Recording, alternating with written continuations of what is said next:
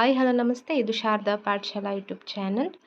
ಭಾಳಷ್ಟು ಜನ ಕೇಳ್ತಾ ಇದ್ರಿ PDO ಹೊಸ ನೇಮಕಾತಿ ಆಗುತ್ತಾ ಮೇಡಮ್ ಅಂತ, ಅಥವಾ ಕೆಲವರು ನನಗೆ DM ಮಾಡ್ತಾ ಇದ್ದೀರಾ ಫೈನಲ್ ರಿಸಲ್ಟ್ ಯಾವಾಗ ಬರುತ್ತೆ, ಒಂದು ಕ್ಲಾರಿಫಿಕೇಷನ್ ವಿಡಿಯೋ ಮಾಡಿ ಅಂತ. ಸೊ ಹಾಗಾಗಿ ಈ ಒಂದು ವಿಡಿಯೋನ ಮಾಡ್ತಾ ಇದ್ದೀನಿ. ಫಸ್ಟ್ ಟೈಮ್ ನಮ್ಮ ಚಾನಲ್ನ ನೋಡ್ತಾ ಇದ್ದರೆ ದಯವಿಟ್ಟು ಸಬ್ಸ್ಕ್ರೈಬ್ ಮಾಡಿಕೊಂಡು ನಮಗೆ ಸಪೋರ್ಟ್ ಮಾಡಿ ಅಂತ ಹೇಳ್ತಾ ಇವತ್ತಿನ ಒಂದು ವಿಡಿಯೋನ ಸ್ಟಾರ್ಟ್ ಮಾಡೋಣ ಬನ್ನಿ. ಇವತ್ತು ನೋಡಿ, ಒಂದು PDO ಬಗ್ಗೆ ಒಂದು ಕ್ಲಾರಿಫಿಕೇಷನ್ ಕೊಡ್ತೀನಿ.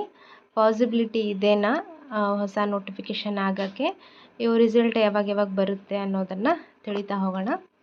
ಈಗಾಗಲೇ KPSC ಹೇಳಿರೋ ಹಾಗೆ ಓಲ್ಡ್ ರಿಕ್ರೂಟ್ಮೆಂಟ್ ಏನು ಮಾಡಿದ್ರಲ್ಲ ಅವರು, ಅವುಗಳನ್ನೆಲ್ಲ ಫೈನಲ್ ರಿಸಲ್ಟ್ಸನ್ನು ಕೊಟ್ಟು ನಾವು ಹೊಸ ನೇಮಕಾತಿ ಮಾಡ್ತೀವಿ ಅಂತ ಹೇಳಿದ್ದಾರೆ.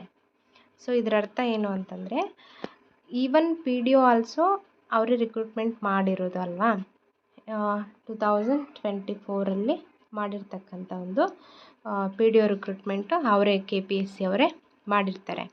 ಸೊ ಇದು ಕೂಡ ತುಂಬ ಹಳೆಯದಾಗಿರೋದ್ರಿಂದ ಇವರು ಫೈನಲ್ ರಿಸಲ್ಟ್ಸನ್ನು ಬಿಟ್ಟು ಒಂದು ಹೊಸ ನೇಮಕಾತಿಗಳನ್ನು ಮಾಡುವ ಎಲ್ಲ ಸಾಧ್ಯತೆಯೂ ಇದೆ. ಪಾಸಿಬಿಲಿಟಿ ಒಂದು. ನೆಕ್ಸ್ಟ್ ಏನಾಗುತ್ತೆ ಅಂದರೆ, ಅವರೇನಾದರೂ ಈ ಒಂದು ನೇಮಕಾತಿಗಳನ್ನೆಲ್ಲ ಹೊಸ ಫೈನಲ್ ರಿಸಲ್ಟ್ಸನ್ನೆಲ್ಲ ಬಿಟ್ಟು ಅವರೇನಾದರೂ ಒಂದು ಜೂನ್ ಜುಲೈ ಒಳಗಡೆ ಫೈನಲ್ ರಿಸಲ್ಟ್ಸನ್ನು ಬಿಟ್ಬಿಟ್ರೆ, ನೆಕ್ಸ್ಟು ಆಗಸ್ಟಲ್ಲಿ ಒಂದು ಇದೇನಿದೆಯಲ್ಲ ಹೊಸ ನೋಟಿಫಿಕೇಷನ್ನು 56,432 ಹುದ್ದೆಗಳಿಗೆ ನೇಮಕಾತಿ ಮಾಡಬೇಕು ಅಂತ, ಈ ಒಂದು ನೇಮಕಾತಿಯಲ್ಲಿನೇ ಈ PDO ಹುದ್ದೆಗಳು ಬರುವಂತಹ ಸಾಧ್ಯತೆ ತುಂಬ ಇದೆ.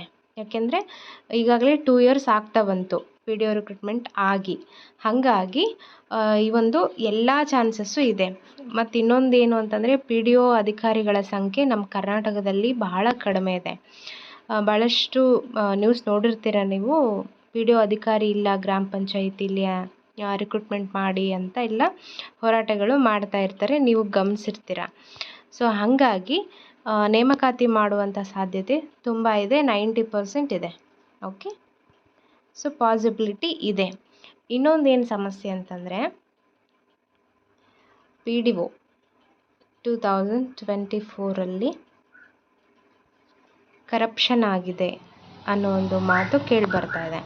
ಸೊ ಇನ್ ಕೇಸ್ ಕರಪ್ಷನ್ ಆಗಿದೆ ಅಂತೇಳಿ ಭಾಳಷ್ಟು ಜನ ವಿದ್ಯಾರ್ಥಿ ಸಂಘದ ಒಂದು ಸಂಘಟನೆಗಳ ಒಂದು ಪ್ರಮುಖರು ಎಲ್ಲ ಸಾಕ್ಷಿಗಳನ್ನು ಇಟ್ಕೊಂಡು ನಾವಿಲ್ಲ ರೀನೋಟಿಫಿಕೇಷನ್ ಮಾಡಿಸ್ತೀವಿ, ಈ ಒಂದು ಅನ್ಯಾಯನ ಮಾಡೋಕ್ಕೆ ಬಿಡೋಂಗಿಲ್ಲ, ಹಾಗೆ ಹಿಂಗೆ ಅಂತ ಎಲ್ಲ ಕಡೆ ಟಾಕ್ಸ್ ಇದೆ.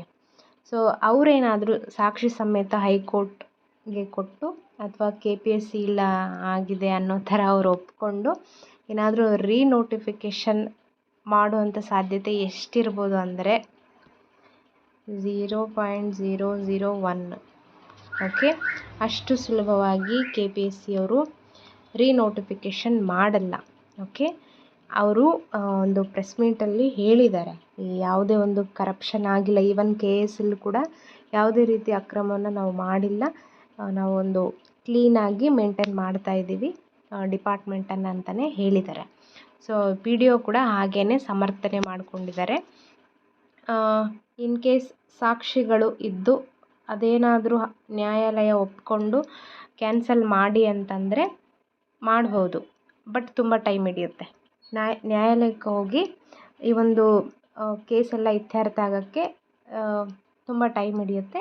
ಅವರು ಯಾರೂ ಕೋರ್ಟಿಗೆ ಇದು ಅರ್ಜಿ ಸಲ್ಲಿಸಿಲ್ಲ, PDO ಒಂದು ನೇಮಕಾತಿಯಲ್ಲಿ ಅಕ್ರಮ ಆಗಿದೆ ಅಂತ ಯಾರೂ ಸಲ್ಲಿಸಿಲ್ಲ, ಬಟ್ ಸಲ್ಲಿಸ್ತೀವಿ ಅಂತ ಹೇಳ್ತಾನೆ ಇದ್ದಾರೆ. ಕೆಲವೊಂದು ಸಾಕ್ಷ್ಯಗಳನ್ನು ಇದು ಮಾಡಿಕೊಂಡು ಸಲ್ಲಿಸಬೇಕು ಅಂತ ಮಾತಾಡ್ತಾ ಇದ್ದಾರೆ. ಸೊ ಈ ಒಂದು ಗೊಂದಲ ಇದೆ. ಇನ್ ಕೇಸ್ ಯಾವುದೇ ಒಂದು ಕರಪ್ಟ್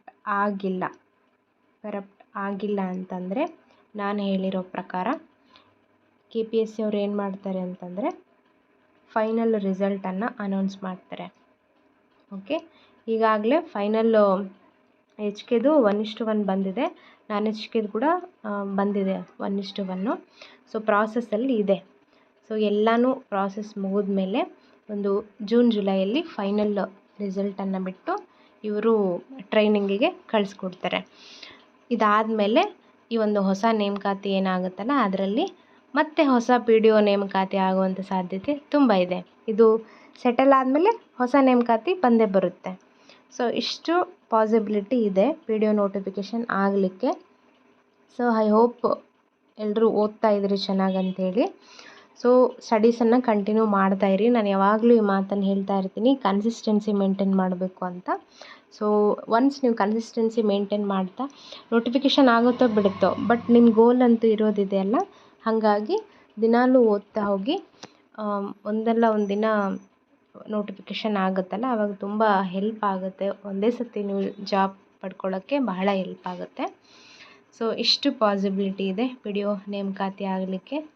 ಸೊ ವಿಡಿಯೋ ಇಷ್ಟ ಆಗಿದ್ದರೆ ಒಂದು ಲೈಕ್ ಕೊಡೋದನ್ನು ಮಾತ್ರ ಮರಿಬೇಡಿ. ನಿಮ್ಮ ಒಂದು ಅಭಿಪ್ರಾಯಗಳನ್ನ ಕಮೆಂಟ್ ಸೆಕ್ಷನಲ್ಲಿ ಕಮೆಂಟ್ ಮಾಡಿ. ನೆಕ್ಸ್ಟ್ ವಿಡಿಯೋದಲ್ಲಿ ಮತ್ತೆ ಸಿಗೋಣ ಅಂತ ಹೇಳ್ತಾ ಇವತ್ತಿನ ಒಂದು ವಿಡಿಯೋನ ಇಲ್ಲಿಗೆ ಎಂಡ್ ಮಾಡೋಣ. ಥ್ಯಾಂಕ್ ಯು, ಧನ್ಯವಾದಗಳು.